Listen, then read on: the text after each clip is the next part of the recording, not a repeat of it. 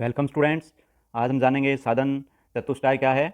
Most important topic, काफ़ी question बनते हैं इस टॉपिक से और एग्जाम में जो क्वेश्चन आते हैं इस टॉपिक से उनके ऑप्शंस काफ़ी कंफ्यूजिंग रहते हैं और चांस रहते हैं क्वेश्चन रॉन्ग होने के। तो ये टॉपिक आपको बहुत अच्छे से करना होगा और बहुत अच्छे से समझना होगा। मोस्ट इंपॉर्टेंट टॉपिक है ये। So let's continue. आइए देखते हैं क्या लिखा है। ज्ञान योग की साधना में जिन नियमों बहिरंग साधनों का पालन किया जाता है उन नियमों की संख्या 4 होने के कारण इन्हें साधन चतुष्टय कहा जाता है। ये 4 साधन इस प्रकार हैं। फर्स्ट देखिए इनमें विवेक। विवेक का अर्थ है वह ज्ञान एवं चेतना जो हमें बतलाती है कि क्या सही है और क्या गलत है। विवेक के द्वारा ही हम सही गलत नित्य अनित्य में भेद कर पाते हैं। ज्ञान योग के साधक को अपना प्रत्येक कार्य सजगता और सावधानी से करना चाहिए। साधक को यह भी ध्यान रखना चाहिए कि कौन सा भोजन लेना चाहिए और कौन सा नहीं, क्योंकि भोजन का प्रभाव हमारे विचारों और व्यवहार पर भी पड़ता है।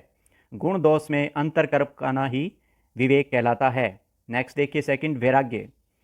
सभी संसारिक सुखों और स्वामित्व को मिथ्या मानते हुए उनका पूर्ण रूप से त्याग करना ही वैराग्य है। ज्ञान योग के साधक को यह ज्ञान होना आवश्यक है कि यह संसारिक भौतिक वस्तुएं और सुख साधन सभी परिवर्तनशील हैं और अनित्य है। आत्मा ब्रह्म ही सत्य एवं अपरिवर्तनीय है। नेक्स्ट देखिए षट संपत्ति।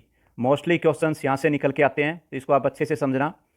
ज्ञान योग के साधक द्वारा निम्न 6 सिद्धांतों का पालन किया जाना आवश्यक है जिन्हें षट संपत्ति कहते हैं। फर्स्ट देखिए इनमें शम। शम का अर्थ है शमन करना, अर्थात उद्वेगों का शमन। मन एवं इंद्रियों का निग्रह करना ही सम है।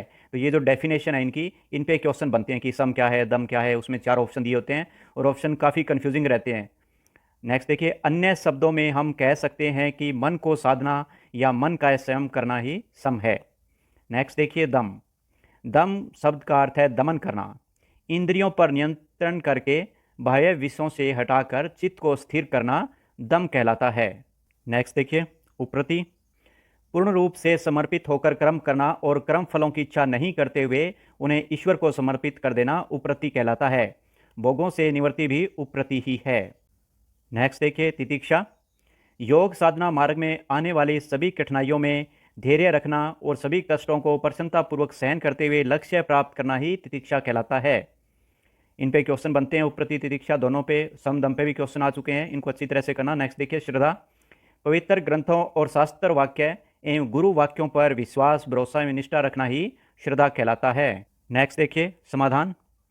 चित्त को एकाग्र करके संशयों और लालसाओं से छुटकारा पाना और चित्त को ब्रह्म में स्थिर रखते हुए अपने लक्ष्य के प्रति दृढ़ रहना ही समाधान कहलाता है।